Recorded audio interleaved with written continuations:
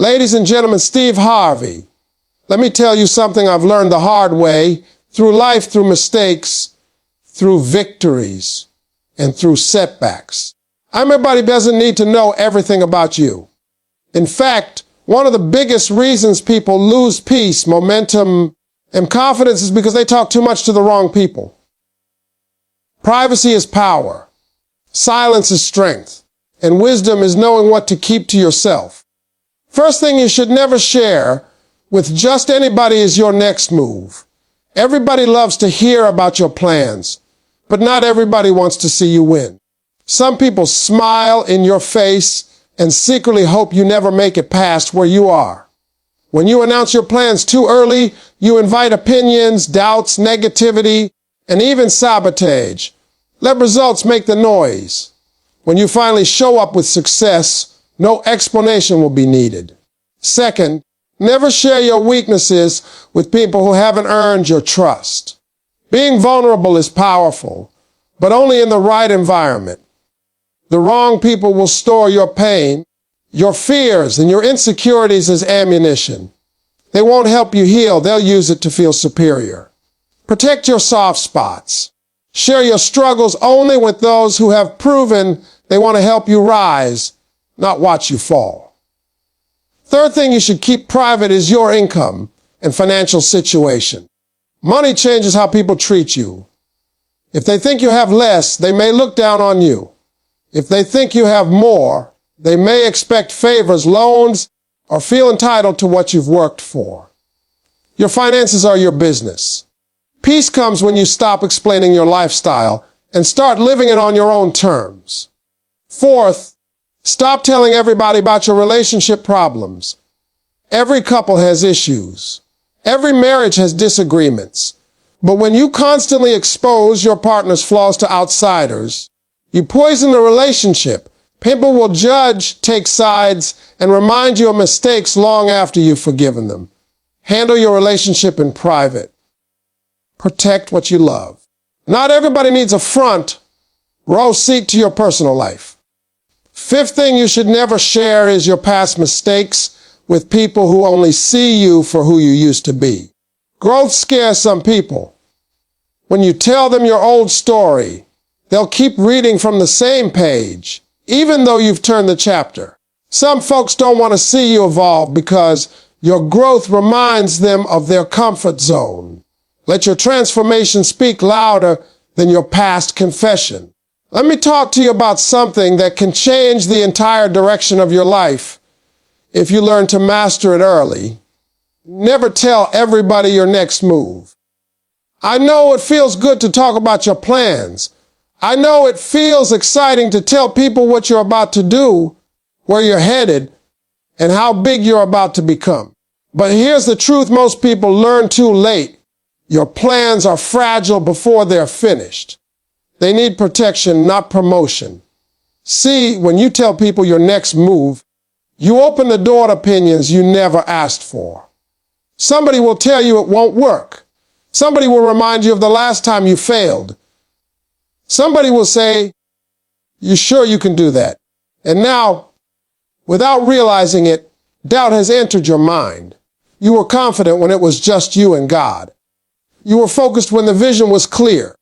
And now you're explaining, defending, and second, guessing something that was never meant to be debated.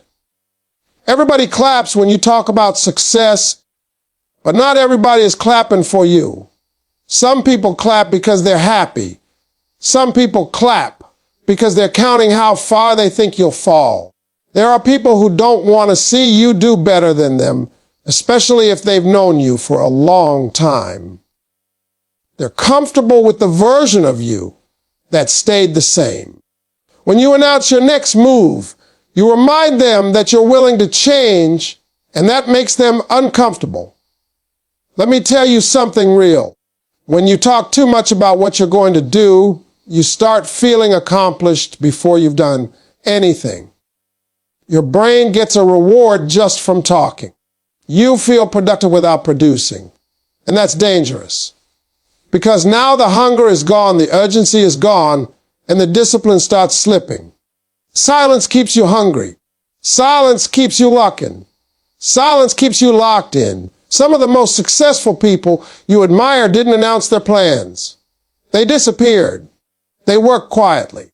They studied when nobody was watching. They failed privately. They fixed mistakes without an audience. Then one day they showed up different. And people said, "Where did that come from?" It came from silence. It came from focus. It came from protecting the vision until it was strong enough to stand on its own. When you tell the wrong people your next move, you also give them the chance to interfere. Not always on purpose. Sometimes through negativity. Sometimes through distraction. Sometimes through advice that sounds good, but doesn't fit your calling. Everybody gives advice based on their own limits. If they couldn't do it, they'll tell you it can't be done. If they were scared, they'll call it unrealistic. You can't let small thinking shape a big future. There's also another level to this. Some people don't just doubt you, they compete with you. The moment you reveal your plan, you give away information. Now somebody else is trying to do it faster, louder, or in a way that throws you off your path. Not because they're better, but because you spoke too soon. Privacy keeps your strategy intact. I've learned that the best response to questions about your future is sometimes a smile. You don't owe everyone an explanation. You don't owe everyone access. Just because someone asks, "What you working on?" doesn't mean they deserve the full story. You can say, "I'm figuring some things out," and keep it moving. That's not secrecy. That's wisdom. Your next move should be revealed by results, not conversations. Let people hear about it after it's done. Let them see the evidence instead of hearing the idea. Because when it's finished, nobody can talk you out of it. Nobody can discourage you from it. Nobody can steal your excitement or drain your energy. When you move in silence, you build confidence from progress, not approval. You stop looking for validation and start trusting the process. You learn to listen more than you speak. You become strategic. You become patient. And patience is a weapon most people don't know how to use. So keep your next move between you and the work. Wake up quietly. Improve quietly. And when it's time to step out fully formed. Not half-bitten. Not explained. Just ready. Let me talk to you about something people misunderstand all the time, and that is sharing your weaknesses with everybody. In today's world, folks love to say, be open, be vulnerable, tell a story. And that sounds good, but the truth is this vulnerability without wisdom will cost you. Not everybody deserves to know where you're hurting. And not everybody needs access to your fears, your insecurities, and your struggles. See, your weaknesses are like an open wound. You don't show an open wound to people who don't know how to heal it. You protect it. You cover it. You let it recover in the right environment. But when you tell your pain to the wrong people, they don't help you heal. They study it. They remember it. And one day, when you least expect it, they use it against you. Some people listen to your struggles not to understand you, but to compare themselves to you. They feel better knowing you're hurting. Others store your weaknesses as gossip, spreading your business in places you've never been. And some people, the worst kind, will throw your past pain back in your face during arguments just to feel powerful. That's why you gotta be careful who you open up to. Now don't get me wrong. I'm not saying you should never talk about your struggles. I'm saying you should be selective. There's a difference between being open and being exposed. Being open is sharing with someone who wants to see you win. Being exposed is handing your soft spots to people who haven't earned your trust. Trust is built over time, not assumed because somebody sounds nice. Let me tell you something real. When you constantly talk about what you're bad at, what you're afraid of, and what you can't do, you start reinforcing that story in your own mind. Your words shape your self-image. The more you repeat your weaknesses, the more permanent they start to feel. Silence gives you room to work on yourself without labeling yourself. Some people will tell you, I'm just being honest about who I am. That's fine, but don't confuse honesty with self-sabotage. You can acknowledge your flaws privately while still presenting strength publicly. You don't need to advertise everything you're working through. Growth is a process, not a press release. There's also something else you need to understand. The world doesn't reward weakness, it rewards growth. People respect progress, not excuses. When you lead with your limitations, people begin to see you through that lens. They stop expecting more from you. And once expectations drop, opportunities disappear. Protect your potential by not letting people define you by a moment of struggle. I've seen people lose jobs, relationships, and respect because they shared too much with the wrong audience. They thought they were building connection, but instead they were building doubt. The wrong person will smile and say, "I understand," and then quietly decide you're not ready, not strong, not capable. And you'll never even know why the door closed. Your weaknesses should be discussed in safe spaces, with mentors, with counselors, with people who are already overcome what you're going through. People who give you tools, not judgment. People who pray with you, not talk about you. That circle should be small. Here's another thing. When you stop broadcasting your struggles, you give yourself permission to outgrow them. You stop being tied to an old version of yourself that people keep reminding you of. You create space to evolve quietly. And one day when you show up stronger, people will be surprised, not because you changed, but because they weren't invited into the process. Let me tell you this, strength doesn't mean you never struggle. Strength means you choose wisely who gets to see you struggle. You don't owe everyone your pain story. You don't owe everyone an explanation for your healing journey. Some chapters are meant to be written in private. So guard your weaknesses like you guard your dreams. Share them only with people who have proven they can handle them with care. Because when you protect your vulnerabilities, you protect your future. Let me talk to you about something that causes more unnecessary stress, jealousy, and confusion than almost anything else. Telling people your financial situation, how much money you make, how much you have saved, how much debt you're in, or how much you plan to earn next year is nobody's business. The moment you make your money public, your peace becomes public too, and that's when problems start. See, money changes how people look at you. If they think you don't have enough, some will pity you, judge you, or talk down to you. If they think you have a lot, suddenly everybody has a need, a story, an emergency, or a favor. Either way, once people know your finances, they start forming opinions about your value, your intelligence, and your lifestyle, and none of that helps you. Some people will say, "I'm just being transparent." No, you're being exposed. Transparency with money is only necessary with people directly involved, your spouse, your business partner, your accountant. Everybody else does not need those details. You don't need to prove anything. You don't need to explain why you can or can't afford something. "It's not in my budget" is a complete sentence. Let me tell you what really happens when people know your financial position. If you're doing well, they expect you to carry them. They expect you to pay more, give more, loan more. And when you say no, you become the bad guy. Now you're changed, selfish, or forgot where you came from. But the truth is, you didn't change. You just stopped letting people count your pockets. And if you're struggling financially, oversharing can be just as damaging. People start giving advice you didn't ask for. They start judging your decisions without knowing the full story.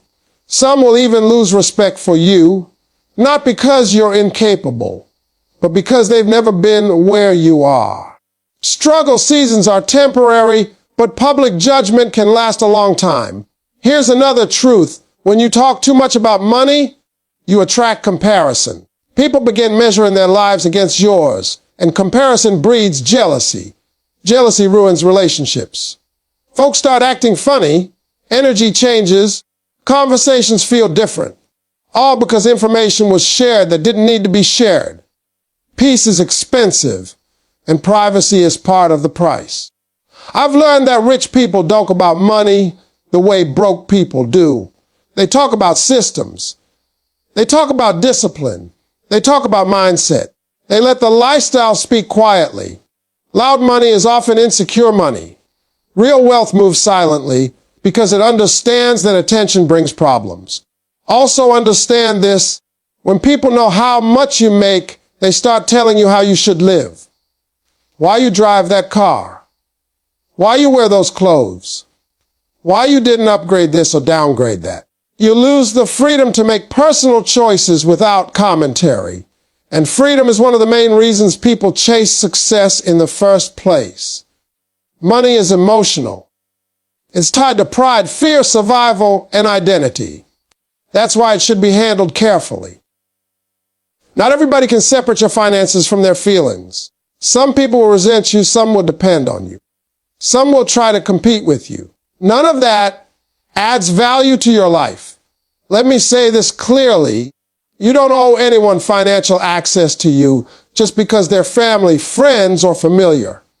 Being close to you does not entitle someone to your bank balance. You can love people and still say no. You can care and still protect yourself. Boundaries around money are not cold, they're necessary. When you stop talking about money, you stop making better decisions. You stop performing. You stop trying to look successful. You start focusing on stability, growth, and long-term vision. You stop explaining your why and start honoring it. Your financial journey is personal. It's unique. It's shaped by your background, your responsibilities, and your goals. Let it unfold quietly. Let your discipline show over time. Let your consistency speak. And remember this, peace is worth more than proving anything to anybody. Let me talk to you about something that destroys more relationships than cheating, money, or distance combined. And that is telling everybody your relationship problems. See, every relationship has issues. Every marriage has disagreements. Every couple's moments they're not proud of. That's normal. What's not normal is inviting outsiders into problems that were meant to be handled between two people. When you tell friends, co-workers, family, or social media about your relationship struggles, you are not looking for solutions, you are looking for relief. You want to feel heard. You want someone to agree with you. But temporary relief can cause permanent damage, because once you tell your side of the story, people form opinions. Those opinions don't disappear when you forgive your partner. Here's the problem you'll make up, but they won't. You'll move forward, but they'll stay stuck on what you told them. Every time your partner walks into the room, those people will remember the mistake, the argument, the weakness you shared. Now your relationship is fighting battles it never signed up for. You didn't just bring outsiders in, you gave them a vote. Another thing people don't realize is this. When you talk about your relationship problems, you're usually only telling your version. Not because you're lying, but because emotions shape memory. You leave out what you said. You leave out what you did. You leave out the tone, the timing, the pressure. And now people are judging a whole situation based on half the truth. That's not fair to your partner. And it's not healthy for the relationship. Some people you talk to don't want to help you fix it. They want to feel superior. They want to say, "Oh, I told you so." Others want to keep you dependent on their advice. And then there are those who secretly want your relationship to fail because misery loves company. Not everybody giving advice has good intentions. Let me tell you something else that's real. When you constantly speak negatively about your partner, you start training your mind to focus on what's wrong instead of what's right. Words are powerful. The more you complain, the heavier the relationship feels. You stop remembering why you chose them in the first place. You forget the love, the effort, the growth, because your mouth keeps replaying the problem. Privacy protects intimacy. When a relationship is exposed too much, it becomes fragile. There's a reason some couples last for decades. They keep their business in the house. They fight privately. They heal privately. They grow privately. And when they step outside, they present unity, not perfection unity. Now, I'm not saying stay silent in a toxic or dangerous situation. That's different. If there is abuse, manipulation, or real harm, you must speak up to the right people and get help. But everyday disagreements, misunderstandings, and emotional moments do not belong in group chats or family meetings. Those moments need patience, communication, and maturity, not an audience.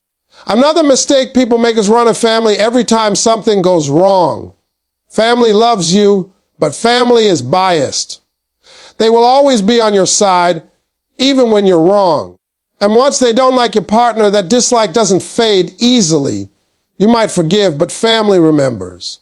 Now, holidays are awkward. Conversations are tense. And respect is gone, all because too much was shared. Your relationship is not a community project. Everybody doesn't get a say. Everybody doesn't get a role. 2 people can't build peace if 10 people are involved in the decision-making. When outsiders enter, confusion enters. When confusion enters, trust starts leaving. Strong relationships are not built by public validation. They're built by private conversations. Hard talks behind closed doors.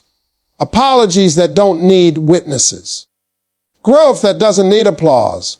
That's where real connection is formed. When you protect your relationship, you protect your future.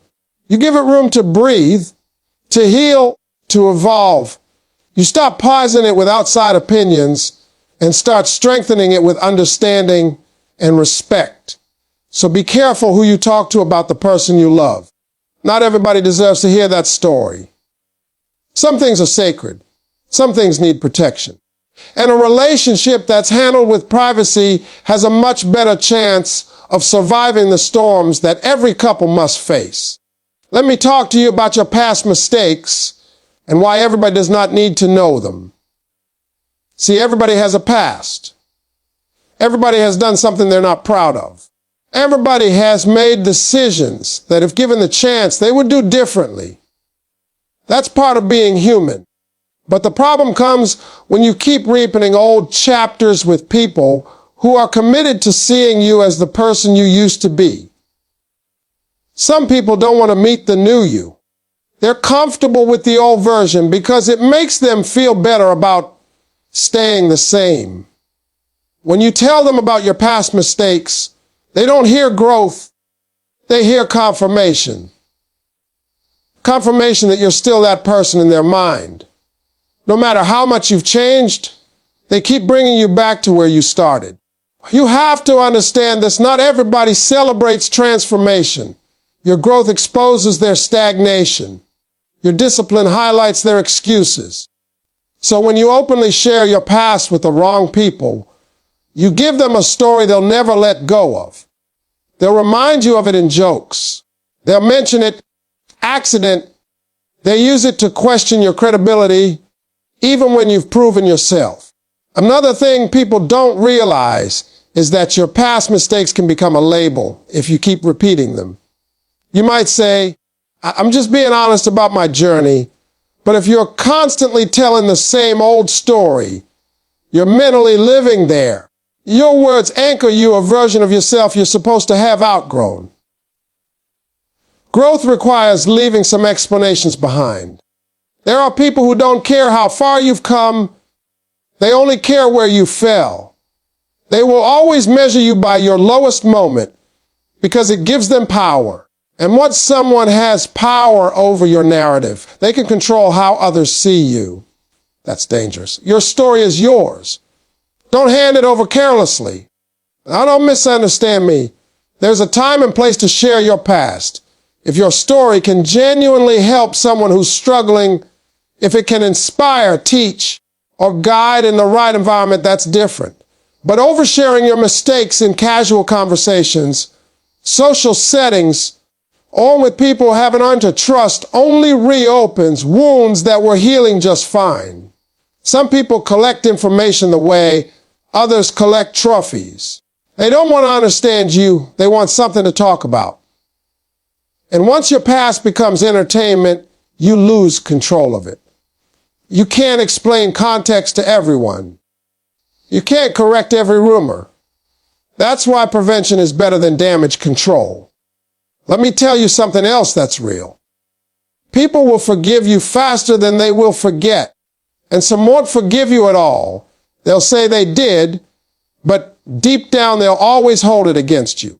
That's why you have to let your actions speak louder than your confessions.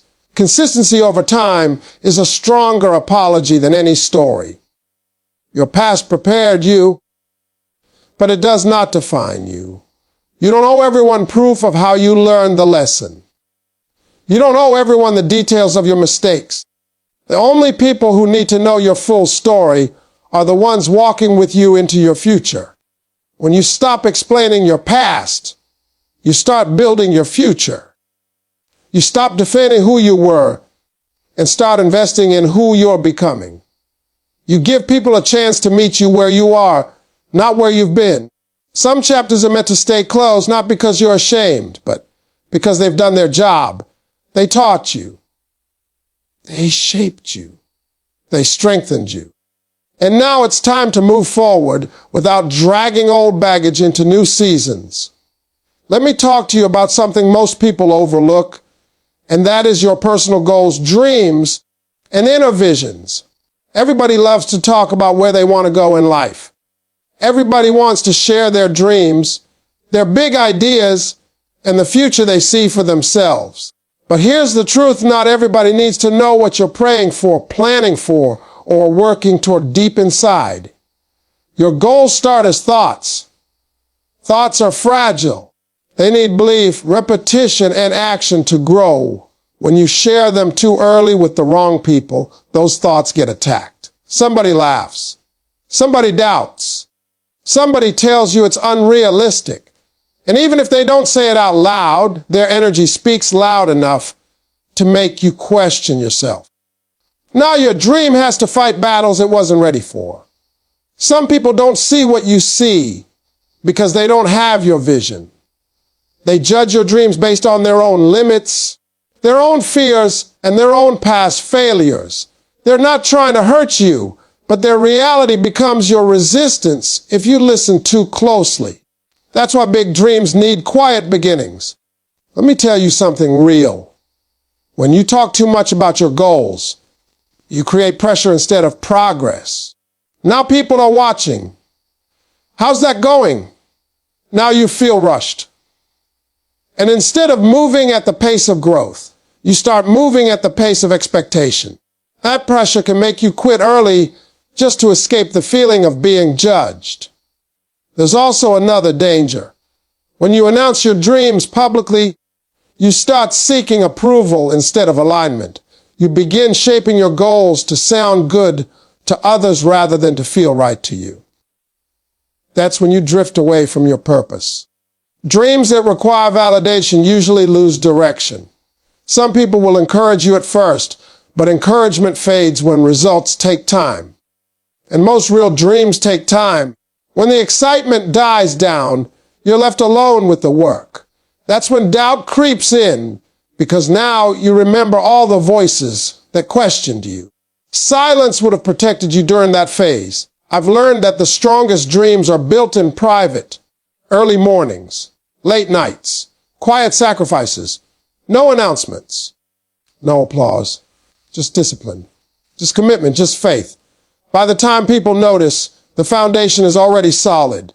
Another thing, when you keep your goals private, you stay flexible, you can adjust, you can pivot, you can change direction without explaining yourself.